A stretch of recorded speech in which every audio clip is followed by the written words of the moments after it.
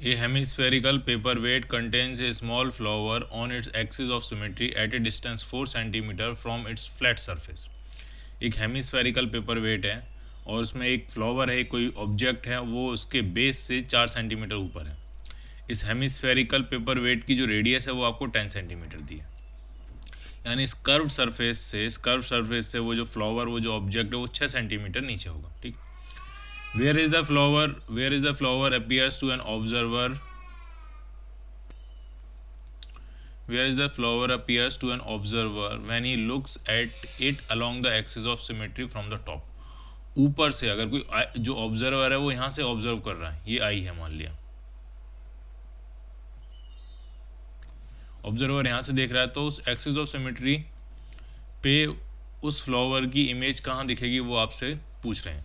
Glass का refractive index कितना दिया है? 1.5। ठीक। तो ये ऑब्जेक्ट डिस्टेंस हो जाएगी, कितनी हो जाएगी ऑब्जेक्ट डिस्टेंस? 6 सेंटीमीटर। ठीक। और लाइट रेज यहाँ से इस तरह से आएंगी और फिर इस तरह से कहीं कन्वर्ज करके कहीं क्या बनाएंगी? इमेज बनाएंगी। ठीक है, देखते हैं कहाँ इमेज बनेगी। ठीक है, तो इसका मतलब इस पॉइंट से ऊपर वाली सारी डिस्टेंसेस पॉजिटिव होंगी और नीचे वाली सारी डिस्टेंसेस नेगेटिव होंगी। तो जब फॉर्मूला लगाते हैं, μ2/v minus μ1/u is equal to μ2 minus μ1/r। μ2 कितना है? एयर का रिफ्रैक्टिव इंडेक्स 1। ठीक है, v आपको फाइंड करनी है, माइनस μ1 कितना है? μ1 है 1.5 अपॉन u कितना है? तो u होगा -6 इज इक्वल टू μ2 माइनस μ1 यानी 1 minus 1.5 upon radius of curvature इसकी नेगेटिव होगी। ऐसा कर्व ऐसा इस तरह से, तो सेंटर कहीं यहाँ, सेंटर ये लाई कर रहा है, नेगेटिव साइड में लाई कर रहा है, तो -10। थोड़ा सा सॉल्व करते हैं। 1/v प्लस 1/4, ये कैंसिल आउट हो जाएगा 4 टाइम्स, इज इक्वल टू -0.5 -10, तो ये हो गया 1/20।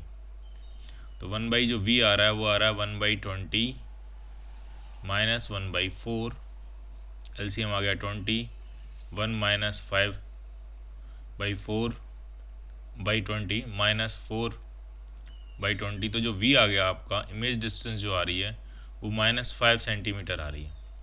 माइनस का मतलब उसको जो इमेज दिखेगी वो बाहर नहीं दिखेगी, वो अंदर ही दिखेगी, इस स्फेरिकल सरफेस के अंदर की साइड में दिखेगी, लेकिन कितनी दूर?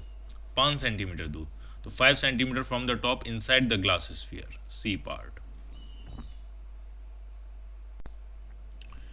थिन प्लेनो कॉन्वेक्स लेंस, एक प्लेनो कॉन्वेक्स लेंस है।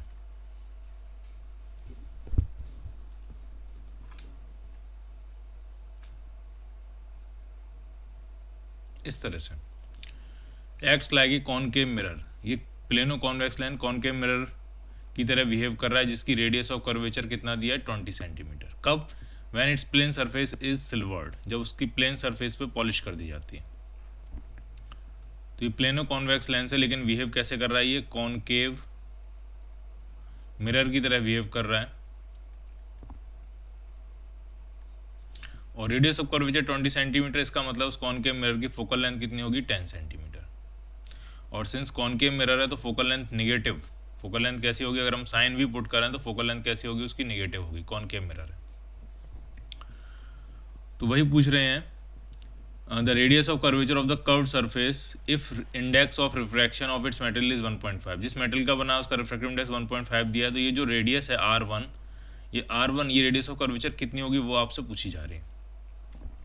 ठीक है, तो फॉर्मूला लगाते हैं 1/f नेट फोकल लेंथ का, तो वो होता है आपका 2 μ/r2 माइनस 2 μ - 1/r1। ठीक, सारी वैल्यूज आपको पता है। नेट फोकल लेंथ इसकी कितनी है? -10 सेंटीमीटर। R2 है इन्फानाइट, तो ये वाला टर्म हो गया 0। -2 μ - 1, म्यू कितना है? 1.5 - 1 यानी 0.5 हो गया वो, अपॉन R1 और -R1। ठीक, सॉरी प्लस R1। इसकी जो रेडियस ऑफ कर्वेचर होगी इसकी, वो पॉजिटिव होगी, क्योंकि इस कर्व का सेंटर इस पॉजिटिव साइड में लाई करेगा। ठीक है, तो जरा इसको सॉल्व कर लेते हैं। तो R1 जो आ रहा है आपका, इससे इधर मल्टीप्लाई कर देंगे 20 टाइम्स 0.5, तो ये आपका आ गया 10 centimetre. So your answer will be C part. A ray of light traveling in a medium of refractive index mu is incident at an angle I on a composite transparent plate consisting of 3 plates of refractive index mu1, mu2 and mu3। इस तरह की situation है। एक composite system है,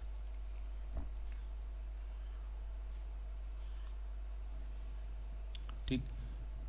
एक रे of light है, वो किसी मीडियम में ट्रैवल कर रही है जिसमें रिफ्रैक्टिव इंडेक्स म्यू दिया है, और ये कंपोजिट ट्रांसपेरेंट सिस्टम के ऊपर इंसिडेंट होती है। कितने एंगल पे इस तरह से इंसिडेंट होती है, कितना एंगल है ऑप्टिकल नॉर्मल से, तो वो एंगल दिया है आपको आई। और ये जो कंपोजिट स्लैब्स हैं, ये तीन स्लैब्स की कंपोजिट सिस्टम है ये, जिसमें तीनों का रिफ्रैक्टिव इंडेक्स म्यू1, म्यू2 और म्यू3 दिया है। और जब रे इमर्ज करती है, इन तीनों स्लैब्स पे क्रॉस करने वाले इमर्ज करती है, तो वो म्यू4 में इमर्ज करती है। और जब म्यू4 में इमर्ज कर रही है रे, तब वहाँ पे जो एंगल ऑफ रिफ्रैक्शन है वो आपको दिया है एक्स, ठीक। तो क्या कंडीशन होगी, ठीक है। तो म्यू और साइन ऑफ एंगल का जो प्रोडक्ट होता है वो किसी भी मीडियम में, अगर पैरेलल मीडियम बाउंड्रीज हैं, तो किसी भी मीडियम में जाओ हर जगह सेम आता है। यानी mu sine i is equal to होगा, अगर इसमें एंगल θ1 है तो ये हो जाएगा μ1 साइन θ1 इज इक्वल टू, इसमें अगर एंगल θ2 होगा तो ये हो जाएगा μ2 साइन θ2। इस तरह से ये बढ़ता चला जाता है। इसमें अगर θ3 है तो μ3 साइन θ3, और चौथे वाले में क्या है x, तो ये हो जाएगा μ4 साइन x, ठीक। ये सिर्फ तब चलेगा जब सारी मीडियम की जो बाउंड्रीज हैं, मीडियम बाउंड्री सारी क्या है, एक दूसरे के पैरेलल है, ठीक। तो ये स्नेल्स लॉ होता है, ठीक है। तो ये बीच की इन्फॉर्मेशन तो हमें पता नहीं है, एंगल्स पता नहीं है, लेकिन हमें सिर्फ पहले वाले और आखिरी वाले का पता है। तो हमें ये इक्वेशन बन जाएगी mu sine i is equal to μ4 sine x। तो क्या आंसर बनेगा आपका आंसर बनेगा बी पार्ट। साइन x अगर आप निकालोगे तो वो आएगा mu sine i upon μ4। Answer will be B part. The xz plane separates two media A and B with refractive indices μ1 and μ2 respectively। xz plane है, वो दो मीडियम को सेपरेट करता है, ए और बी को, और दोनों का रिफ्रैक्टिव इंडेक्स कितना दिया है, μ1 and μ2। A ray of light travels from A and B। Its direction in the two medium are given by the unit vectors RA and RB respectively। आराम से देखना, दो मीडियम को सेपरेट करने वाला xz प्लेन है, ठीक। तो हम कुछ इस तरह से बना रहे हैं, मान लीजिए ये आपकी x एक्सिस है, ठीक। और बाहर की तरफ मान लिया आपकी z एक्सिस है, बाहर की तरफ क्या है आपकी z एक्सिस, तो ये ऊपर की तरफ क्या होगी आपकी ये y एक्सिस। इस तरह की सिचुएशन है, इस तरह की सिचुएशन है। ये पूरी x एक्सिस है, ये y एक्सिस है, ये y एक्सिस है, और बाहर की तरफ क्या है आपकी z एक्सिस, ठीक। ऊपर वाला जो मीडियम है xz प्लेन के ऊपर वाला जो मीडियम है ये है μ1 मीडियम, और ये जो मीडियम है ये है μ2 मीडियम। एक रे ऑफ लाइट जो है मीडियम ए से मीडियम बी में ट्रेवल कर रही है, ये मीडियम ए है, ये मीडियम बी है, ए से बी में ट्रेवल कर रही है, और यूनिट वेक्टर्स दिए दोनों मीडियम में। ए मीडियम में जो यूनिट वेक्टर है वो a i cap plus b J cap है। तो a i cap plus b J cap अगर हम बनाएं तो बना सकते हैं, हम कैसे भी बना सकते हैं। मान लिया ये है, ये लाइट रे इंसिडेंट हुई है, यहाँ बना लेते हैं, ये लाइट रे इंसिडेंट हुई है, और इस तरह से ये रिफ्रैक्ट होकर वापस दूसरे मीडियम में चली गई है। तो आराम से समझना है, इसका मतलब ये जो वेक्टर होगा, ये वेक्टर होगा ए आई कैप, और ये जो वेक्टर होगा ये होगा बी जे कैप। बी नेगेटिव हो सकता होगा फिर, और इन दोनों का रिजल्टेंट ये वेक्टर होगा, इसका नाम क्या है, इस वेक्टर का नाम a i cap plus b J cap, ठीक। और ये यूनिट वेक्टर है, तो इसका मतलब under root of a square plus b square जो होगा वो किसके बराबर होगा, 1 के बराबर। यानी ये जो वेक्टर बनेगा इसकी लेंथ क्या होगी, 1, ठीक। अब ये जो वेक्टर है ये रिफ्रैक्टेड वेक्टर है, ये क्या है, अल्फा आई कैप प्लस बीटा जे कैप। तो इसका जो एक्स कंपोनेंट होगा, ये जो इसका एक्स कंपोनेंट होगा, चाहे ये बना लो या यहाँ पे बना लो, ये होगा अल्फा आई कैप, और जो इसका y कंपोनेंट होगा वो होगा आपका बीटा जे कैप, और ये आपका इन दोनों का रिजल्टेंट होगा। इसकी यूनिट वेक्टर है सिंस ये, तो इसका भी मैग्नीट्यूड क्या होगा 1 होगा। ठीक, अब आपसे पूछ रहे हैं कौन सा रिलेशन ट्रू होगा। तो अगर हम इसमें स्नेल्स लॉ लगाएं तो μ1 sin θ1 किसके बराबर होगा, μ2 sin θ2 के बराबर होगा। ठीक है, μ1 sin θ1 कितना है, sin θ1 ये एंगल होगा, ये होगा θ1, और ये वाला एंगल होगा आपका θ2। तो θ1 क्या होगा, θ1 हो जाएगा a perpendicular upon hypotenuse, hypotenuse 1 है, तो θ1 हो गया, sin θ1 हो गया a upon 1 is equal to μ2। sin θ2 क्या होगा, तो sin θ2 के लिए ये परपेंडिकुलर बनेगा और ये हाइपोटेन्यूज बनेगा। तो परपेंडिकुलर है अल्फा और हाइपोटेन्यूज कितना है 1, तो अल्फा अपॉन 1। तो ये रिलेशनशिप क्रिएट हो रही है μ1a is equal to μ2 alpha. So your answer will be a part. Consider the situation as shown in figure. The point O is the center. ये एक स्फीयर का पार्ट है, glass sphere का, और उस स्फीयर का ये जो सेंटर है वो O है। ठीक, उस पॉइंट पे ये नॉर्मल है, नॉर्मल हॉरिजॉन्टल से कितना एंगल बना रहा है 60। ठीक, a light ray forms an angle of 60 degree with the normal. तो ये जो लाइट रे बनाई है ठीक नहीं बनाई है, नॉर्मल के साथ 60 डिग्री है और नॉर्मल हॉरिजॉन्टल के साथ 60 डिग्री बना रहा है। इसका मतलब ये जो लाइट रे होगी वो हॉरिजॉन्टली आ रही होगी, तो इसको थोड़ा ठीक करके बनाते हैं।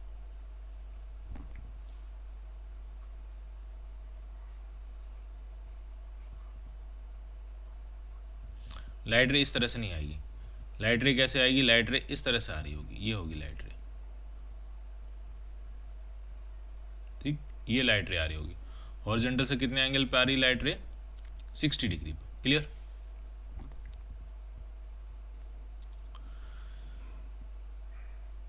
सॉरी हॉरिजॉन्टली आ रही है, नॉर्मल के साथ कितने एंगल पे आ रही है 60 डिग्री पे आ रही है, इस तरह से situation. The normal makes an angle 60 degree with the horizontal and the mirror makes an angle 60 degree with the normal. Mirror ने भी normal से कितना एंगल बनाया है 60 डिग्री, इस तरह की सिचुएशन है। The value of the refractive index of that spherical portion so that the light ray retraces its path. Light रे अपने पाथ को दोबारा रिट्रेस करे, तो ऐसा तभी पॉसिबल हो सकता है जब यहाँ से रिफ्रैक्ट हो लाइट रे, तो सरफेस पे कैसे हिट करे जाके नॉर्मली, जब वो नॉर्मली हिट करेगी जाके तभी वो अपना पाथ क्या करेगी, रिट्रेस करेगी वापस। सरफेस पे अगर नॉर्मली हिट कर रही तो जरा सा ये बताओ ये एंगल कितना होना चाहिए, ये है 60, ये है 90, तो ये एंगल कितना होना चाहिए 30 डिग्री। बस बात खत्म हो गई, स्नेल्स लॉ लगा देते हैं। 1 sin 60 is equal to mu sin 30। sin 60 होता है √3/2 is equal to mu sin 30 होता है हाफ, 2 से 2 कैंसिल आउट हो गया, तो म्यू जो आया वो कितना आया, वो आया आपका √3। सो your answer will B D part. The figure shows an equiconvex lens. What should be the condition on the refractive indices so that the lens become diverging? ये इस तरह का अपने आप में पहला क्वेश्चन आया है जिसमें एक तरफ का मीडियम μ1 है, बीच का मीडियम μ2 है और इस तरफ दूसरी तरफ का मीडियम μ3, एकदम डाइवर्जिंग है। ठीक, यहाँ मीडियम अलग है, यहाँ मीडियम अलग है, यहाँ मीडियम अलग है, यूनिफॉर्मिटी नहीं है इसमें सिमेट्री नहीं है। और ये पूछ रहे हैं कि इन रिफ्रैक्टिव इंडाइसेस में क्या रिलेशनशिप हो ताकि ये जो सिस्टम है वो डाइवर्जिंग हो। ठीक है, अब अगर इसमें ये इक्विकॉन्वेक्स लेंस है, दोनों तरफ की रेडियस ऑफ कर्वेचर सेम दी हुई है, तो इसमें एक आसान चीज़ हो सकती है, ये सिर्फ तभी चलेगा जब ये इक्विकॉन्वेक्स लेंस हो। ठीक है, मतलब दोनों तरफ की रेडियस ऑफ कर्वेचर क्या हो, सेम। तो अंदर का जो रिफ्रैक्टिव इंडेक्स होना चाहिए वो बाहर के एवरेज रिफ्रैक्टिव इंडेक्स से कम होना चाहिए, तभी ये क्या बनेगा, डाइवर्जिंग। क्योंकि कॉन्वेक्स लेंस डाइवर्जिंग तब होता है जब वो अपने से ज़्यादा रिफ्रैक्टिव इंडेक्स के मीडियम में रखा होता है, तो वो डाइवर्जिंग हो जाता है। वैसे कॉन्वेक्स लेंस जो होता है वो कन्वर्जिंग होता है, लेकिन अगर कॉन्वेक्स लेंस को अपने से ज़्यादा रिफ्रैक्टिव इंडेक्स में अगर हम रख देंगे तो वो क्या हो जाता है, डाइवर्जिंग। लेकिन ये सिर्फ तब चलेगा जब दोनों की रेडियस ऑफ कर्वेचर दोनों का बराबर होगा। ठीक है, तो मैं ये कह रहा हूँ कि जो μ2 है वो बाहर के एवरेज रिफ्रैक्टिव इंडेक्स से कम होना चाहिए। ये तो दिखने में तो वो क्यों कॉन्वेक्स लेंस है, लेकिन बिहेव वो कैसे करेगा, कॉनकेव लेंस की तरह बिहेव करेगा, वो डाइवर्जिंग लेंस की तरह। इसका मतलब क्या रिलेशनशिप आ गई, 2μ2 इज लेस देन μ1 प्लस μ3। लेकिन ये ध्यान रहे ये सिर्फ तब चलेगा जब इक्विकॉन्वेक्स लेंस हो, दोनों तरफ की रेडियस ऑफ कर्वेचर क्या हो, सेम। अगर रेडियस ऑफ कर्वेचर सेम नहीं होंगे तो रिलेशनशिप कुछ और आएगी, ठीक है। वो कैसे आएगी वो आपको समझना है आराम से। अब अगर किसी क्वेश्चन में रेडियस ऑफ कर्वेचर अलग अलग दिए हैं तो हम कैसे फाइंड करेंगे, ठीक है। तो मान लिया ये रेडियस ऑफ कर्वेचर R1 है और ये रेडियस ऑफ कर्वेचर क्या है आपका R2 है, तो किस तरह से हम लिखेंगे इक्वेशन, तो आराम समझना। अगर ये डाइवर्जिंग लेंस की तरह बिहेव कर रहा है तो इसका मतलब इस पे पड़ने वाली पैरेलल बीम जब इससे बाहर निकलेगी तो ये डाइवर्ज कर चुकी होगी इस तरह से। इसका मतलब इसका जो इमेज फॉर्मेशन होगा वो कहीं इस साइड में होगा, वर्चुअल इमेज बनेगी और कहीं कहीं इस साइड में बनेगी, ठीक है। और जिस पॉइंट पे बनेगी वही होगा इसका फोकस F1। अब इस केस में दोनों तरफ के फोकस अलग अलग होंगे, इधर का फोकस अलग डिस्टेंस पे होगा, इधर का फोकस अलग अलग डिस्टेंस पे होगा, ठीक। तो ये जो फोकस होगा तो उसको नाम दे देते हैं हम F1 और ये फोकल लेंथ, ये जो डिस्टेंस होगी इसको स्मॉल F1, ठीक। अब जरा इक्वेशन लिखते हैं। अब इक्वेशन कैसे लिखेंगे वो भी आपको समझना है। इक्वेशन क्या होती है, वैसे क्या होती है, तो इसको आप ऐसे समझो कि ऑब्जेक्ट रखा है μ1 में और इमेज फॉर्मेशन किस में हो रहा है, μ3 में हो रहा है, ठीक है। ऑब्जेक्ट रखा है μ1 में और इमेज हम कहाँ से देख रहे हैं, μ3 से। तो इक्वेशन जो जाने वाली वो ये जाने वाली है μ3 ओवर v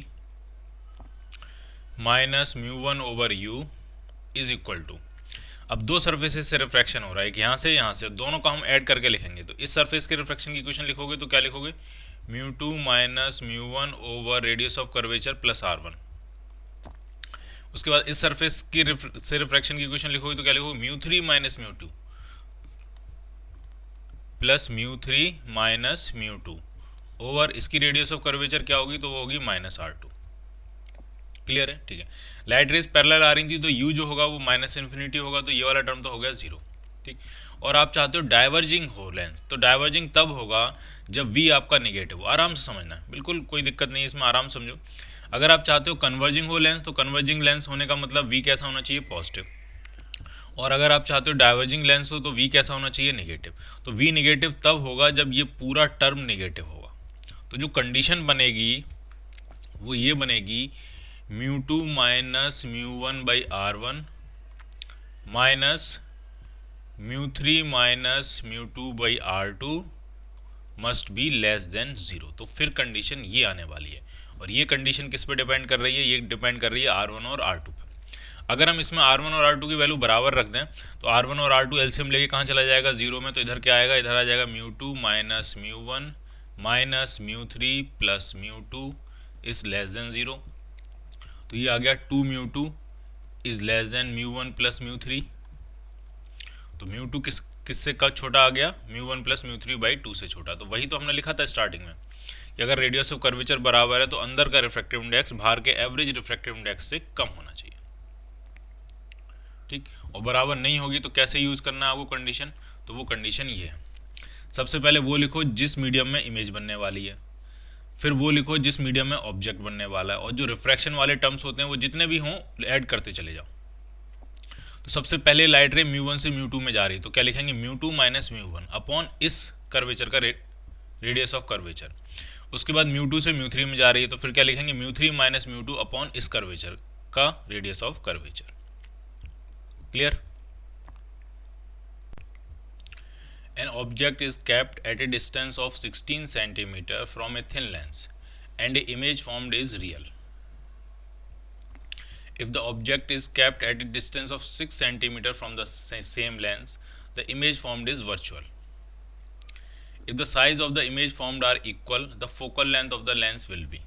आराम समझना, एक थिन लेंस है, रियल और वर्चुअल इमेजेस बन रही हैं, ऑब्जेक्ट दोनों केसेस में रियल था, तो इससे हमें पता लग गया है कि वो जो लेंस होगा वो कॉन्वेक्स लेंस ही होगा। तो एक बना लेते हैं, कुछ इस तरह की सिचुएशन है।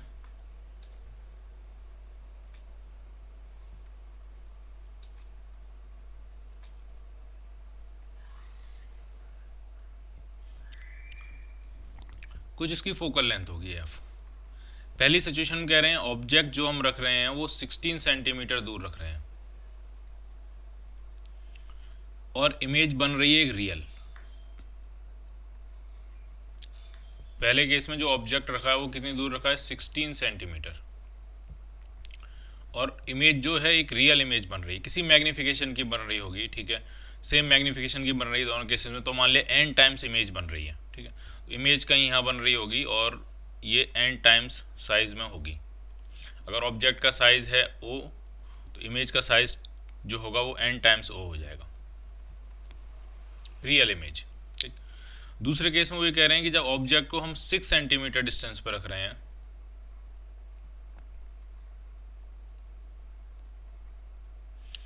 तो जो इमेज बन रही है वो वर्चुअल बन रही है और सेम साइज की बन रही है। तो अब जो इमेज बनेगी वो डेफिनेटली उसके पीछे बनेगी, इस तरह से इमेज बनेगी, वर्चुअल इमेज है, और मैग्नीफिकेशन वही रहता है जो पहले केस में मैग्नीफिकेशन था। ठीक है, ऐसा क्वेश्चन हमने पहले भी किया था, तो उसमें जो फोकल लेंथ का फॉर्मूला आया था वो आया था x plus Y by 2, level 2 में ही था एक क्वेश्चन। ठीक है, x डिस्टेंस पर रख रहे हैं तो रियल इमेज बन रही है, y डिस्टेंस पर रख रहे हैं तो वर्चुअल इमेज बन रही है, लेकिन दोनों केसेस में मैग्नीफिकेशन सेम था। तो जो फोकल लेंथ हमने वहाँ पे निकाली थी तो उसका फॉर्मूला कितना आया था, x प्लस वाई बाई 2। तो वो आप यहाँ पे अप्लाई कर सकते हो सीधे, एक डिस्टेंस है 16, दूसरी डिस्टेंस है 6 बाई 2, तो ये 22 बाई 2 यानी जो फोकल लेंथ आ जाएगी वो 11 सेंटीमीटर आ जाएगी। सो your answer will B D part.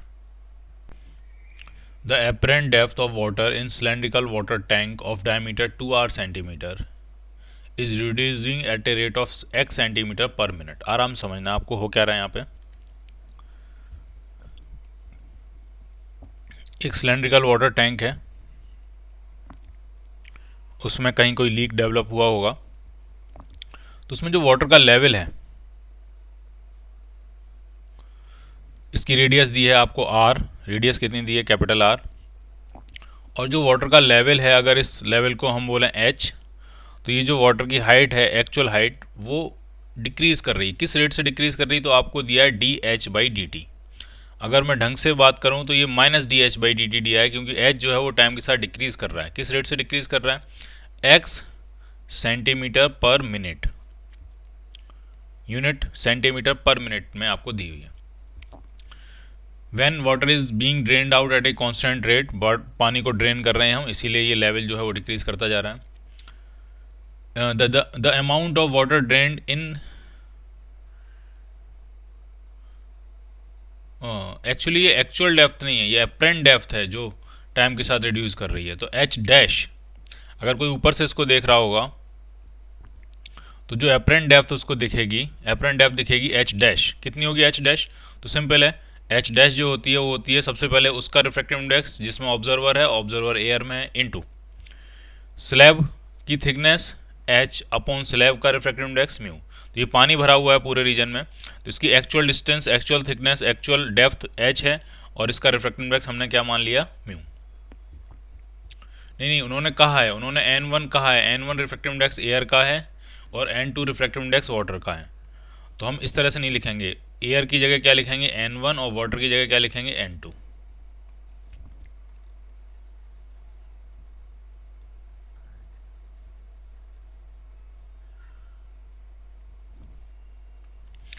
सबसे पहले वो मीडियम जिसमें ऑब्जर्वर है n1 में, और उसके बाद जिस मीडियम की स्लैब है n2। तो ये होगी अप्रेंट डेप्थ, और अप्रेंट डेप्थ जो है वो किस रेट से डिक्रीज कर रही है, x सेंटीमीटर पर मिनट के रेट से डिक्रीज कर रही है। अब आपसे पूछ रहे हैं एक्चुअल में पानी किस अमाउंट से ड्रेन हो रहा होगा, वो आपसे पूछा जा रहा है। क्लियर है, ठीक है। जरा एच डैश की यहाँ वैल्यू पुट करते हैं, तो ये आ जाएगा माइनस n1 बाई n2, ये तो कांस्टेंट आ जाएगा, अंदर बचेगा dh बाई dt, और ये आपका आ रहा है, ये कितना है, ये है x सेंटीमीटर पर मिनट। तो यहाँ पे जो एक्चुअल रेट है हाइट का, एक्चुअल रेट है जिससे उस वाटर कॉलम की हाइट डिक्रीज कर रही है, वो कितना है, तो वो है n2 by n1 times x, और यूनिट क्या है, यूनिट है सेंटीमीटर पर मिनट। और इसी यूनिट में आपसे आंसर पूछा गया, आपसे आंसर ही पूछा है सीसी पर मिनट, यानी सेंटीमीटर क्यूब पर मिनट में ही आंसर पूछा गया। ठीक, और रेडियस भी जो दी है वो भी सेंटीमीटर्स में ही दी है, तो डायमीटर 2r दिया है सेंटीमीटर में, यानी r जो है वो रेडियस है सेंटीमीटर में। ठीक है, अब वॉल्यूम किस रेट से डिक्रीज कर रहा होगा वो आपसे पूछा गया है। मानिए आपसे पूछा है minus D V by D T. Volume होता क्या है? वॉल्यूम आपका होता है एरिया यानी pi are square into height.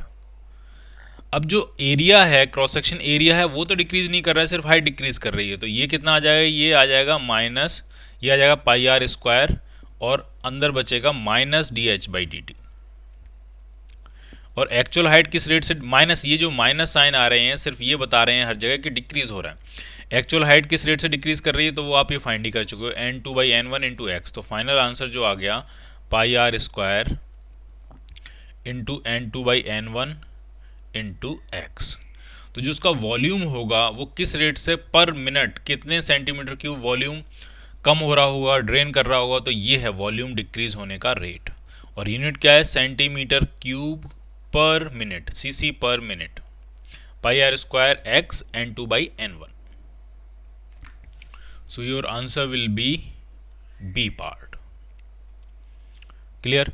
हमने देखो क्या किया, पहले क्वेश्चन में आपको दिया था कि एपरेंट डेप्थ किस रेट से डिक्रीज कर रही है, तो हमने एपरेंट डेप्थ और एक्चुअल डेप्थ में रिलेशनशिप फाइंड किया, उसको डिफरेंशिएट करके हमने एक्चुअल डेप्थ किस रेट से डिक्रीज कर रही है वो फाइंड कर लिया।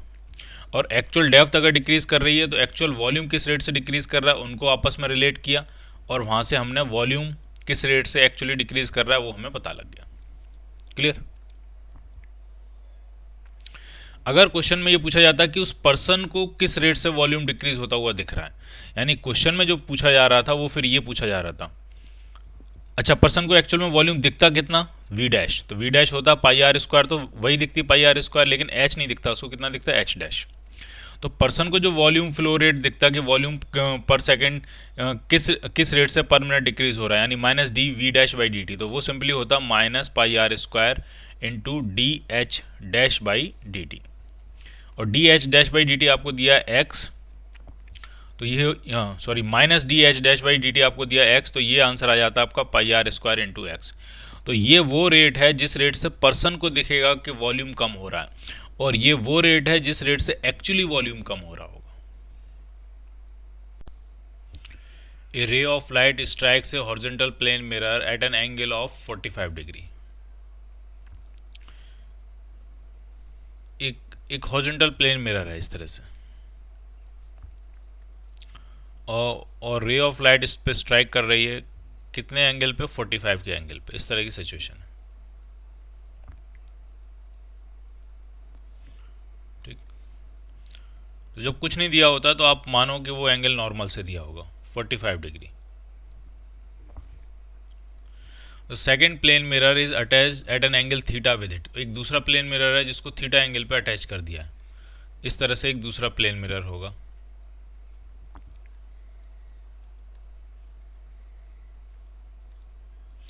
कितने एंगल पे अटैच्ड है? ये थीटा एंगल पे। A second plane mirror is attached at an angle theta with it. If a ray after reflection from second mirror runs parallel to the first mirror के parallel चली जाती है light रे second mirror से reflect होने के बाद, तो यहाँ से ये रिफ्लेक्शन होगा इस तरह से,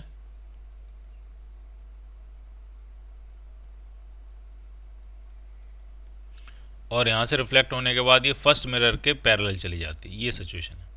ये क्या होगा? ये मान लिया ये इसका ऑप्टिकल नॉर्मल है, इस तरह से कुछ, ये ऑप्टिकल नॉर्मल है। तो ढंग से आराम से समझना आपको। अगर रिफ्लेक्ट होने के बाद ये लाइट रे पहले, ये M1 मिरर है, पहला मिरर है, ये दूसरा मिरर है, M1 के पैरेलल चली जाती है, और अगर M2 M1 के साथ थीटा एंगल पे है तो ये एंगल भी तो थीटा होगा आपका। ठीक, क्योंकि रे M1 के पैरेलल है और ये पूरा मिरर आपका M2 है, तो ये भी थीटा, ये भी थीटा। अगर ये एंगल थीटा हुआ तो ये एंगल कितना होगा? ये भी थीटा होगा फिर, क्योंकि angle incidence angle of reflection के बराबर होता है, तो जो बचे हुए एंगल होते हैं दोनों वो भी तो आपस में बराबर होंगे। और ये एंगल कितना होगा? तो ये 45 है, ये 45, तो ये कितना बचा? ये भी 45 बचा। और ट्राइंगल में तीनों एंगल्स का सम 180 डिग्री होता है। So 2 theta plus 45 is equal to 180। तो यहाँ से आपका थीटा कितना आ जाएगा? तो थीटा यहाँ से मिल जाएगा आपको 67.5, सी part. A ray of light makes an angle 10 degree with the horizontal above it and strikes a plane mirror which is inclined at an angle theta to the horizontal। इस तरह की सिचुएशन है, एक plane mirror है और वो horizontal line से कितना, ये हॉरिजॉन्टल लाइन है, ये प्लेन मिरर है, हॉरिजॉन्टल से कितना इंक्लाइंड है, तो वो इंक्लाइनेशन आपको दिया है थीटा, और एक रे ऑफ लाइट है, जो रे ऑफ लाइट है वो 10 degree, A ray of light makes an angle of 10 degree with the horizontal above it, horizontal से ऊपर की तरफ 10 डिग्री बनाती हुई एक लाइट रे आ रही है, ये एंगल कितना बना रही है, 10 डिग्री। इस तरह की सिचुएशन है, ये लाइट रे इंसिडेंट हुई है और ये हॉरिजॉन्टल से ऊपर की तरफ इसने कितना एंगल बनाया, 10 डिग्री। और फिर कह रहे हैं strikes a plane mirror which is inclined at an angle theta to the horizontal, the angle theta for which the reflected ray become vertical, reflect होने के बाद जो रे जा रही है वो वर्टिकल चली जा रही है, तो थीटा कितना होगा वो आपसे पूछ रहे हैं, तो ये ऑप्टिकल नॉर्मल होगा। ठीक, आराम से देखना आपको, और थीटा की वैल्यू पूछी ताकि ये रे वर्टिकल हो जाए, मतलब ये एंगल 9, ढंग से समझना, ये एंगल 90 डिग्री होगा। ठीक है, ये एंगल 90 माइनस थीटा हुआ, ठीक है, तो ये एंगल आपका थीटा हो गया। ठीक, ये एंगल भी कितना हो गया, थीटा। ठीक, ये एंगल कितना है, 90। ठीक, जरा इस ट्राइंगल में देखो, इन तीनों एंगल्स का सम कितना होना चाहिए, 180, यानी 2 थीटा प्लस 90 प्लस 10 180 डिग्री होना चाहिए। 2 theta plus 90 degree plus 10 degree is equal to 180, तो थीटा कितना आ गया यहाँ से, 40 डिग्री। जो मिरर इंक्लाइंड होगा हॉरिजॉन्टल से कितने एंगल पे होगा, 40 डिग्री पे। A plane mirror is placed along the y axis such that x axis is normal to the plane of the mirror. एक प्लेन है वो वाई एक्सिस के अलोंग रखा हुआ है और इस तरह से रखा हुआ है ताकि एक्स एक्सिस जो है वो उस प्लेन के नॉर्मल है, तो इस तरह की सिचुएशन होगी। ये प्लेन मिरर रखा होगा वाई एक्सिस, एक्चुअली ये वाई जेड प्लेन में रखा होगा, जब ये वाई जेड प्लेन में रखेंगे तभी एक्स एक्सिस जो होगी इसके नॉर्मल होगी, तो ये होगी इसके लिए एक्स एक्सिस। ठीक है, ये कौन सी एक्सिस है, वाई एक्सिस, और बाहर की तरफ क्या होगी आपकी, जेड एक्सिस। ठीक, the reflecting surface of the mirror is towards negative x axis, जो रिफ्लेक्टिंग सरफेस है वो टुवर्ड्स नेगेटिव एक्स एक्सिस है, तो अब हमें एक्स एक्सिस को इधर मानना पड़ेगा, ये आपकी एक्स एक्सिस होगी, ताकि रिफ्लेक्टिंग सरफेस जो हो माइनस एक्स एक्सिस की तरफ हो। ठीक है, ये मानो ये एक्स एक्सिस है, ये वाई एक्सिस है, और अंदर की तरफ क्या बनेगी अब इसमें, Z axis. The mirror moves in the positive X direction with a uniform speed 5 metre पर सेकेंड, मिरर इस तरफ मूव कर रहा है पॉजिटिव, ये अब ये पॉजिटिव एक्स एक्सिस, ये पॉजिटिव एक्स डायरेक्शन में कितनी स्पीड से, 5 मीटर पर सेकेंड की स्पीड से, और पॉइंट ऑब्जेक्ट पी है वो मूव कर रहा है कांस्टेंट स्पीड 3 मीटर पर सेकेंड से नेगेटिव एक्स डायरेक्शन में, तो यहाँ पे कहीं कोई पॉइंट ऑब्जेक्ट होगा, मान लीजिए पॉइंट ऑब्जेक्ट है पी, और ये नेगेटिव एक्स डायरेक्शन में मूव कर रहा है कितनी स्पीड से, 3 मीटर पर सेकेंड की स्पीड से। ये सब स्पीड लिखी हुई है। ठीक है, the speed of the image with respect to mirror, mirror के रिस्पेक्ट में इमेज की स्पीड क्या होगी, तो ये बनेगी यहाँ इमेज, आराम से समझना आपको। ठीक, तो कई तरीके हैं इसको करने के, मिरर पे आप खड़े हो जाओ, मिरर के रिस्पेक्ट में बात कर रहे हो तो मिरर पे खड़े हो जाओ, आप मिरर पे खड़े हो ऑब्जर्वर, तो मिरर के रिस्पेक्ट में जो ऑब्जेक्ट की स्पीड होगी वही मिरर के रिस्पेक्ट में इमेज की स्पीड होगी। अब मिरर के रिस्पेक्ट में ऑब्जेक्ट की स्पीड कितनी होगी, तो जैसे ही आप मिरर पे खड़े हो जाओगे मिरर तो रेस्ट में आ जाएगा, और मिरर की वेलोसिटी हम ट्रांसफर कर देंगे बाकी सबको डायरेक्शन अपोजिट करके, तो मिरर की वेलोसिटी इस ऑब्जेक्ट को भी मिल जाएगी डायरेक्शन अपोजिट करके, यानी कितनी, 5 मीटर पर सेकेंड। तो मिरर के रिस्पेक्ट में ऑब्जेक्ट की स्पीड कितनी आ रही है, 5 + 3 दोनों एक ही डायरेक्शन में, 8 मीटर पर second in the negative x direction. तो मिरर के रिस्पेक्ट में इमेज की स्पीड कितनी हो जाएगी, 8 मीटर पर second, but in the positive X direction. So your answer will B A part. ठीक है, मिरर पे खड़े हो गए आप, मिरर रेस्ट में आ गया, मिरर की वेलोसिटी हमने देख ली, मिरर की वेलोसिटी हमने ऑब्जेक्ट को ट्रांसफर कर दी डायरेक्शन अपोजिट करके, तो मिरर के रिस्पेक्ट में जितनी वेलोसिटी से ऑब्जेक्ट जा रहा होगा दूर की तरफ उतनी वेलोसिटी से इमेज भी जा रही होगी दूर की तरफ। ये mirror is inclined at an angle theta with the horizontal, ये मिरर है, ये हॉरिजॉन्टल से थीटा इंक्लाइंड है।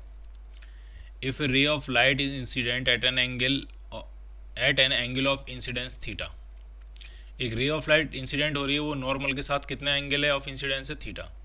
Then the reflected ray makes the following angle with the horizontal. Reflected ray horizontal के साथ कितना एंगल बनाएगी वो आपसे पूछा गया। तो जरा ढंग से देखो आप, ये होगी रिफ्लेक्टेड रे। अगर एंगल ऑफ इंसिडेंस थीटा है तो एंगल ऑफ रिफ्लेक्शन भी क्या होगा, थीटा।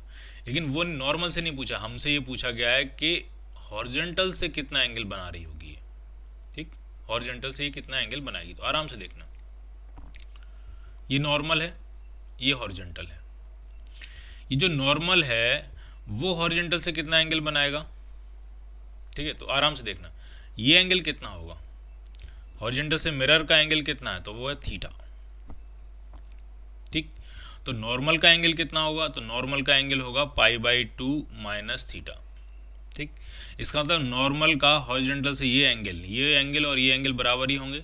ये एंगल कितना होगा, π/2 माइनस थीटा, और आपको चाहिए सिर्फ ये एंगल, तो π/2 माइनस थीटा में से थीटा और माइनस करो फिर, तो आपका जो एंगल चाहिए जो आपका, तो वो है π/2 minus 2 theta. Reflected ray horizontal से π/2 माइनस 2 थीटा एंगल बनाएगी। So your answer will be none of these. In a lake, a fish rising vertically to the surface of water uniformly at a rate of 3 metre पर second. इस तरह की situation दी है, एक lake है, मान लिया ये लेक की सरफेस है, नीचे ये वाटर है, और एक फिश है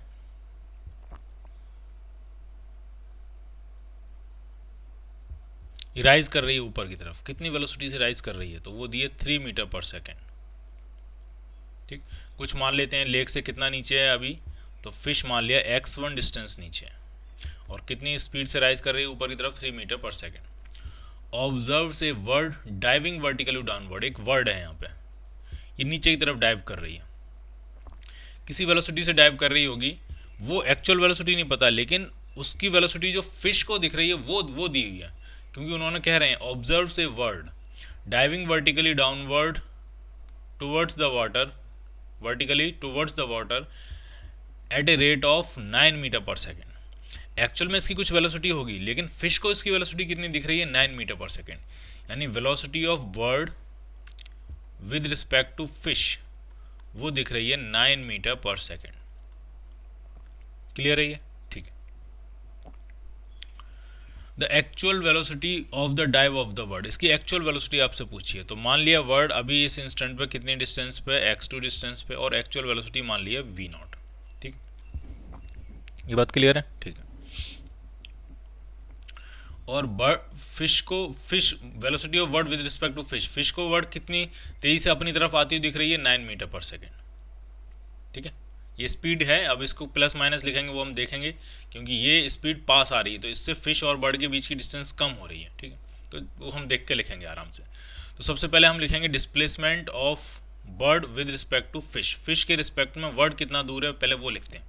position of bird with respect to fish, तो सबसे पहले फिश का रिफ्रैक्टिव इंडेक्स, वाटर का रिफ्रैक्टिव इंडेक्स, फिश के मीडियम का रिफ्रैक्टिव इंडेक्स 4/3 इनटू, अब चलना शुरू कर देते हैं, ऊपर से चलना शुरू करते हैं। यहाँ एयर का रिफ्रैक्टिव इंडेक्स 1, तो x2/1 प्लस x1/4/3, तो मल्टीप्लाई करें कितना आ जाएगा, 4x2/3 प्लस x1। अब जरा डिफरेंशिएट करते हैं। अब ये जो डिस्टेंस जो है वो कम हो रही है, तो इसको डिफरेंशिएट करते हैं, dx/dt, और माइनस भी लगा रहे हैं, माइनस dx/dt। इसको भी डिफरेंशिएट करेंगे, वो माइनस लगाएंगे, 4/3 minus dx2/dt plus minus dx1/dt। पूरी इक्वेशन को डिफरेंशिएट किया और माइनस भी लगाया। माइनस इसलिए लगाया क्योंकि ये टर्म ये कहता है, ये माइनस ये बता रहा है कि x जो है वो टाइम के रिस्पेक्ट में कम हो रही है। ये माइनस टर्म ये बताता है कि x2 भी टाइम के रिस्पेक्ट में कम हो रही है। माइनस टर्म ये बताता है कि x1 भी टाइम के रिस्पेक्ट में कम हो रही है, ठीक है। तो ये क्या है, ये है position of bird with respect to fish का डेरिवेटिव। तो ये हो जाएगी velocity of bird with respect to fish, और वो क्वेश्चन में कितनी दिया आपको, 9 मीटर्स पर सेकेंड इक्वल टू 4/3। x2 किसकी डिस्टेंस है, ये वाली डिस्टेंस है। ये किस रेट से कम हो रही है, तो ये v0 के रेट से कम हो रही है, v0 प्लस x1 ये है, और x1 किस रेट से कम हो रही है, तो 3 के रेट से कम हो रही है। क्लियर, आपको v0 चाहिए, तो ये 3 इधर आ जाएगा, तो इधर बचेगा 6, इक्वल टू 4/3 वी नॉट, तो वी नॉट जो आ गया आपका 18/4, 9/2 या 4.5 मीटर्स पर सेकेंड। एक्चुअल में वर्ड जो डाइव कर रही होगी वो 4.5 मीटर पर सेकेंड से डाइव कर रही है। एक्चुअल में जो इनके बीच का सेपरेशन कम हो रहा है वो 4.5 + 3, एक्चुअल में तो 7.5 मीटर पर सेकेंड से कम हो रहा है एक्चुअल में, लेकिन फिश को दिख रहा हुआ कितनी रेट से कम हो रहा है, 9 मीटर पर सेकेंड के रेट से कम हो रहा है। An equilateral prism deviates a ray through 45 degree for the two angles of incidence differing by 20 degree। एक इक्विलेटरल प्रिज्म है, आराम से समझना है। इसका मतलब एंगल ए कितना होगा, 60 डिग्री, और दो एंगल्स हैं इंसिडेंस के जिनके बीच में 20 डिग्री का अंतर है। इन दोनों के लिए एंगल ऑफ डेविएशन 45 डिग्री है, यानी डेविएशन जो दिया है एंगल ऑफ डेविएशन 45 डिग्री। दो इंसिडेंस एंगल हैं जिनमें 20 डिग्री का डिफरेंस, यानी अगर एक I1 है, अगर उसको मैं मानूँ थीटा, तो जो I2 होगा वो तुम्हारा या तो थीटा +20 कर लो या थीटा -20 कर लो, कुछ भी कर सकते हो आप। चलो थीटा -20 कर लिया मैंने। ये दो एंगल ऑफ इंसिडेंस है जिसके लिए डेविएशन कितना है, 45 डिग्री। एंगल ऑफ प्रिज्म कितना दिया, 60 डिग्री। तो एंगल ऑफ इंसिडेंस है कितने वो आपसे पूछ रहे हैं, तो डेविएशन का फॉर्मूला ही क्या होता है, वो होता है आपका I1 + I2 - A। सारी वैल्यू पुट कर देते हैं, एंगल निकल आएगा आपका। डेविएशन 45 डिग्री, I1 + I2 करेंगे तो 2 थीटा -20 हो जाएगा, -A कितना है, 60, तो ये इधर आ जाएगा आपका 104, 105, 20 भी इधर ले आएंगे तो +20 यानी 125 = 2 थीटा। तो थीटा कितना मिल गया, 125/2, दैट मीन्स 62.5 डिग्रीज। ठीक, ये थीटा है, ये पहला एंगल ऑफ इंसिडेंस होगा। तो दूसरा एंगल ऑफ इंसिडेंस कितना हो जाएगा, उसमें से 20 माइनस कर देंगे तो 42.5 डिग्रीज। 42.5 डिग्रीज लिखना चाहो तो ऐसा लिख सकते हो, 42 डिग्री 30 मिनट्स। तो ये भी सही है, ये भी सही है, इसका मतलब आंसर बनेगा C part, both are correct. A wave front is represented by a plane y = x3 - x। The propagation of waves takes place at या in। जरा वेव फ्रंट बनाते हैं, ये x एक्सिस है, ये y एक्सिस है, और जरा इसको ड्रॉ करने की कोशिश करते हैं। तो इसमें गौर से देखो, अगर x 0 होगा तो y 3 आ रहा है, यानी एक तो पॉइंट ये मिल रहा है 0,3, और अगर y को 0 पुट करेंगे तो x 3 आ जाएगा। इसका मतलब एक पॉइंट ये मिल रहा है 3,0। तो जो वेव फ्रंट होगा वो इन दोनों से पास होने वाला प्लेन होगा, इस तरह से ये वेव फ्रंट होगा। और ये सिर्फ लाइन नहीं, ये प्लेन है, और प्लेन की जो दूसरी डायमेंशन है वो z एक्सिस में है, बाहर की तरफ है। ये पूरा प्लेन है, ये पूरी शीट है, ये वेव फ्रंट है, ये वेव फ्रंट है, ये वेव फ्रंट दिया हुआ है आपको। लेकिन ये वेव फ्रंट मूव किधर कर रहा है, ये इधर मूव कर रहा है कि इधर मूव कर रहा है, वो तो गिवन ही नहीं है। वेव फ्रंट के परपेंडिकुलर वेव की वेलोसिटी होती है, वेलोसिटी वेक्टर जो होता है वो वेव फ्रंट के परपेंडिकुलर होता है। तो इस वेव फ्रंट के परपेंडिकुलर दो डायरेक्शन बनेंगी, या तो हो सकता है वो वेव वेलोसिटी इधर जा रही हो, रे इधर जा रही हो आपकी, या फिर इधर जा रही हो। तो वेव का प्रोपगेशन होगा वो एक्स एक्सिस और वाई एक्सिस दोनों से 45 डिग्री पे ही होगा, लेकिन किधर, इस तरफ कि इस तरफ, वो गिवन नहीं है क्वेश्चन। खाली वेव फ्रंट पता होने से नहीं पता लगता, वेव फ्रंट किधर मूव कर रहा है वो भी आपको होना चाहिए पता। तो इसमें आंसर बनेगा D part, no sufficient data sufficient नहीं है आपके पास। ठीक, इसके दो आंसर हो सकते हैं। एक आंसर हो सकता है पॉजिटिव एक्स डायरेक्शन से 45 के डिग्री के एंगल पे, और एक आंसर हो सकता है नेगेटिव एक्स डायरेक्शन से 45 के एंगल पे। दोनों ही आंसर इसके हो सकते हैं। ए short linear object of length b lies along the axis of a concave mirror of focal length f at a distance u from the pole of the mirror। इस तरह की सिचुएशन है। एक कॉनकेव मिरर दिया है और इसके axis पे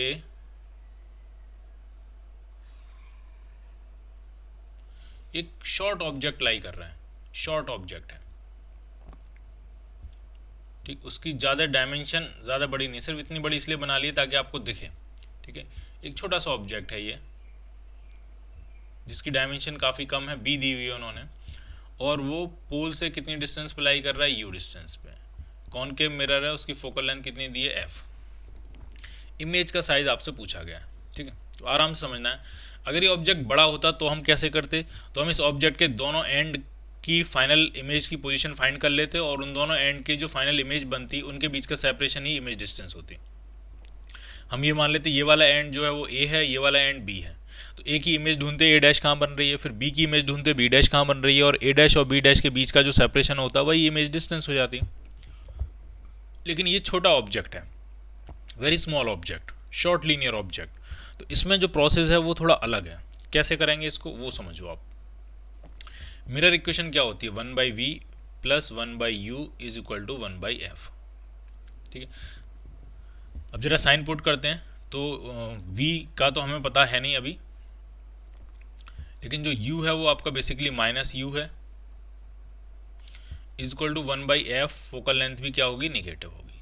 तो यहाँ से हम v फाइंड कर सकते हैं, तो v जो आपका आ जाएगा, इसको इधर लेके आएंगे तो ये प्लस 1/u बनेगा, फिर एलसीएम ले लेंगे, ठीक है, तो एलसीएम कितना आ जाएगा इनका, uf, इस माइनस को यहाँ से यहाँ दिखा देते हैं, तो माइनस u प्लस एफ। ठीक, तो v की जो वैल्यू आ रही है वो आ रही है uf upon f minus u।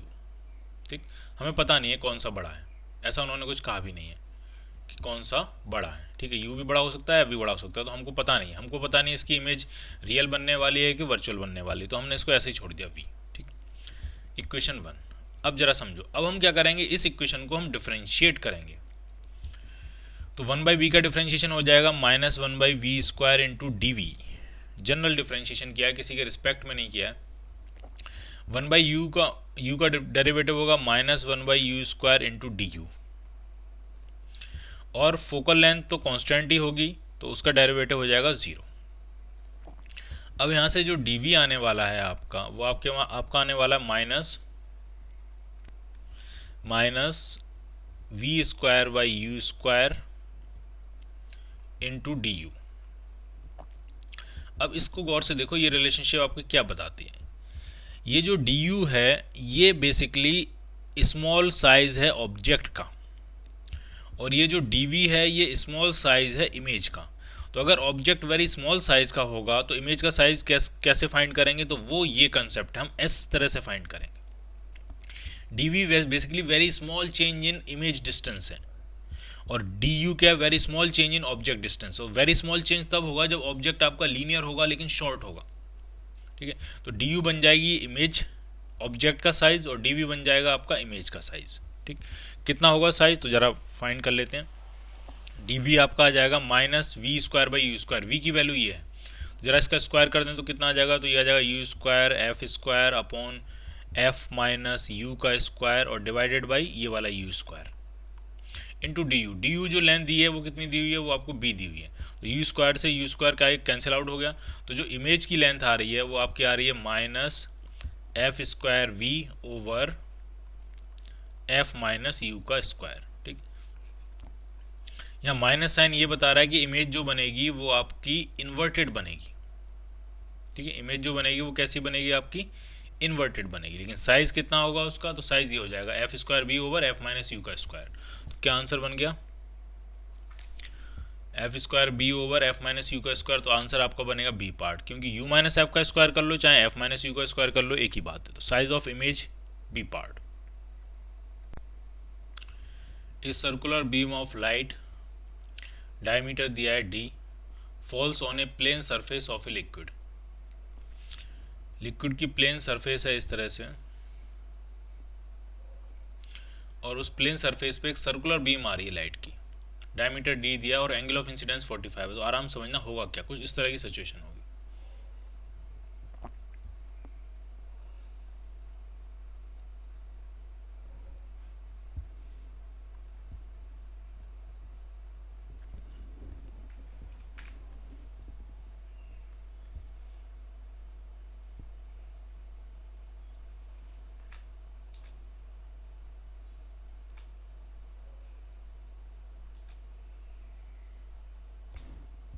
इस तरह से ये सर्कुलर बीम है लाइट की, जिसका डायमीटर दिया था आपको, ये जो डायमीटर है ये आपको दिया है, कितना दिया है, डी।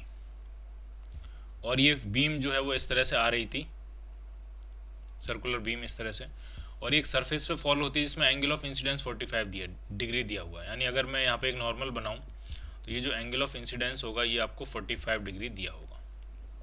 क्लियर है ये बात? ठीक है। और जिस लिक्विड पे ये इंसिडेंट हुई है उसका रिफ्रैक्टिव इंडेक्स दिया आपको म्यू। ठीक, ये अगर यहाँ पे बनाऊँ तो यहाँ पे भी ये एंगल कितना होगा आपका, 45 डिग्री होगा।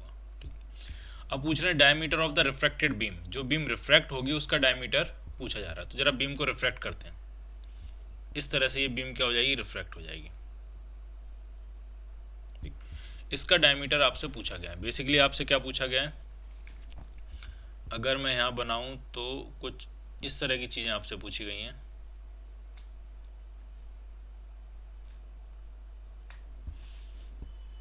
ये जो डायमीटर होगा ये आपसे पूछा गया, ये कितना होगा, डी डैश कह देते हैं, ये डी डैश आपसे पूछा गया।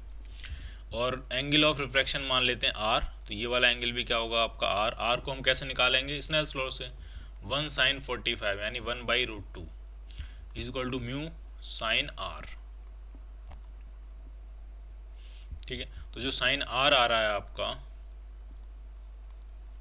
1/μ√2 आ रहा है, एंगल आर। ठीक, ये डी डैश कैसे कनेक्ट करेंगे तो वो आपको समझना है। देखो ये जो डी है, बेसिकली अगर मैं यहाँ से परपेंडिकुलर डालूं तो ये डी होगी। ठीक, ये डिस्टेंस कितनी हो जाएगी आपकी, डी। ठीक है, और जो डी डैश है, तो अगर मैं यहाँ से परपेंडिकुलर डालूं इसके ऊपर तो ये जो डिस्टेंस होगी ये डी डैश होगी। और साफ समझ में आ रहा है डी डैश ज़्यादा आने वाला है डी से। ठीक है, और चीज़ें समझो जरा आप आराम से। ये जो सरफेस है, ये जो लेंथ है, अगर मैं इस पॉइंट को कहूँ ए और इस पॉइंट को कहता हूँ बी, तो ए बी दोनों में कॉमन है। ठीक है, इधर ये एंगल 45 है तो ये बचा हुआ एंगल कितना होगा, 45। ये वाला एंगल भी कितना हो जाएगा आपका, 45 डिग्री। ठीक है, ये एंगल कितना होगा, 90, क्योंकि मैंने परपेंडिकुलर डाला है। तो अगर हम ए बी और डी और एंगल 45 में रिलेशनशिप लिखें तो डी जो आ रहा है वो आपका आ रहा है ए बी साइन 45।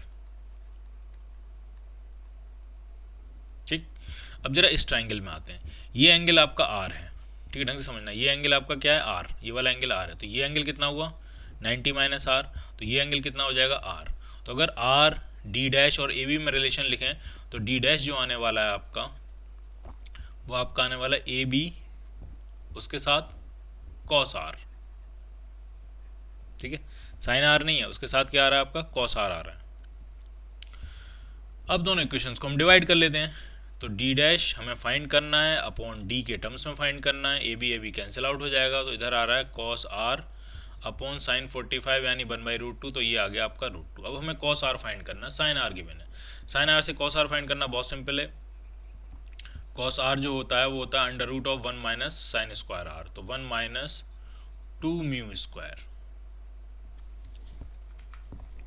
थोड़ा सा इसको सॉल्व करते हैं, एलसीएम ले लेते हैं। तो अंडर रूट के अंदर तो आ जाएगा 2 म्यू स्क्वायर माइनस 1, और इसको एलसीएम को अगर अंडर रूट के बाहर निकालेंगे तो μ√2 आ जाएगा। इसकी वैल्यू यहाँ पुट कर देते हैं, तो डी डैश जो आ रहा है वो आपका आएगा √2 टाइम्स डी, डी से इधर मल्टीप्लाई कर लिया, और into cos r. Cos r कितना है, अंडर रूट ऑफ अपॉन μ√2, तो √2 से √2 कैंसिल आउट। तो जो रिफ्रैक्टेड बीम का डायमीटर आ रहा है डी डैश, तो वो आ रहा है d into under root of 2 mu square minus 1 upon mu. Your answer will be C part, provided यहाँ डी नहीं हो, यहाँ क्या होना चाहिए, mu. A beam of light consisting of red, green and blue colors is incident on a right angle prism. एक angle ये 90 degree दिया हुआ है और इस तरह से ये लाइट रे इंसिडेंट हो रही है। इसमें रेड, ग्रीन, ब्लू सारे कलर्स हैं। The refractive indices of the material of prism for the above red, green and blue wavelengths, ये रेड वेवलेंथ के लिए रिफ्रैक्टिव इंडेक्स है, ये ग्रीन के लिए और ये ब्लू वेवलेंथ के लिए। तो प्रिज्म क्या करेगा, किस कलर को किस कलर से सेपरेट करेगा, वो आपसे पूछा जा रहा है। तो जब ये बीम परपेंडिकुलरली हिट कर रही है तो इस तरह से यहाँ पे आएगी, यहाँ पे ऑप्टिकल नॉर्मल ये बनेगा। ये एंगल 90 है, ये 45 दिया, तो ये वाला भी 45 होगा। इसका मतलब एंगल ऑफ इंसिडेंस कितना बनेगा, 45 डिग्री। ये एंगल ऑफ इंसिडेंस है, ठीक। तो जिन जिन कलर्स के लिए एंगल ऑफ इंसिडेंस थीटा सी से बड़ा हो जाएगा, उन सब का हो जाएगा TIR। और जिस कलर के लिए एंगल ऑफ इंसिडेंस थीटा सी से छोटा होगा वो उनका कोई TIR नहीं होगा, उनका TIR नहीं होगा और इनका TIR हो जाएगा। तो बस आपको देखना है, आपको हम क्या करेंगे, तीनों एंगल की करस्पॉन्डिंग थीटा सी फाइंड करेंगे, ठीक। और फिर ये देखेंगे किसके लिए एंगल ऑफ इंसिडेंस ज़्यादा हो रहा है, किसके लिए कम हो रहा है। तो आराम से समझना, अगर किसी के लिए रिफ्रैक्टिव इंडेक्स, ढंग से समझना, अगर किसी का रिफ्रैक्टिव इंडेक्स होता 1.414 अगर होता तो उसके लिए क्रिटिकल एंगल 45 डिग्री होता, ठीक, यही बात है, ठीक है। क्योंकि होता ही क्या है, साइन थीटा सी जो होता है वो होता ही है 1/μ, और म्यू मैंने 1.414 यानी √2 लिखा हुआ है, तो यहाँ से थीटा सी कितना आ जाता, 45। आराम से समझना है, अगर किसी कलर के लिए रिफ्रैक्टिव इंडेक्स 1.414 होता तो उसका क्रिटिकल एंगल होता थीटा सी। क्लियर है ये, ठीक। तो अगर किसी के लिए रिफ्रैक्टिव इंडेक्स 1.414 से ज़्यादा है तो उसका क्रिटिकल एंगल थीटा सी से, उसका क्रिटिकल एंगल जो होगा वो 45 से कम हो जाएगा, ठीक। तो दो कलर्स आपके पास हैं जिनके लिए म्यू जो है वो 1.414 से ज़्यादा है। एक कलर ये है ग्रीन और एक कलर ये है ब्लू। इनका क्रिटिकल एंगल इनका रिफ्रैक्टिव इंडेक्स √2 से ज़्यादा है, तो इसका मतलब इनके लिए जो क्रिटिकल एंगल होगा वो 45 से कम होगा। और अगर क्रिटिकल एंगल 45 से कम है तो डेफिनेटली इन दोनों कलर्स के लिए angle of incidence critical angle से ज़्यादा हो जाएगा, क्योंकि एंगल ऑफ इंसिडेंस है 45 और इन दोनों के लिए क्रिटिकल एंगल 45 से कम हो रहा है, तो इसका मतलब angle of incidence critical angle से ज़्यादा हो गया, इसका मतलब इन दोनों कलर्स का TIR हो जाएगा। तो ग्रीन और ब्लू इन दोनों का क्या हो गया, TIR, ठीक। और जिनके लिए म्यू √2 से छोटा होगा उनके लिए क्रिटिकल एंगल 45 से बड़ा होगा। तो रेड के लिए म्यू √2 से छोटा है, तो रेड के लिए जो क्रिटिकल एंगल होगा वो 45 से बड़ा होगा। क्रिटिकल एंगल 45 से बड़ा है लेकिन एंगल ऑफ इंसिडेंस 45 ही है, इसका मतलब रेड के लिए ये कंडीशन बन रही है कि एंगल ऑफ इंसिडेंस तो 45 ही है, क्रिटिकल एंगल 45 से बड़ा है। क्लियर, इसका मतलब रेड का TIR नहीं होगा, रेड रे जो है वो रिफ्रैक्ट होकर बाहर मीडियम में आ जाएगी। तो ये जो प्रिज्म है ये रेड कलर को ग्रीन और ब्लू इन दोनों से क्या कर देगा, सेपरेट कर देगा। सो your answer will B A part.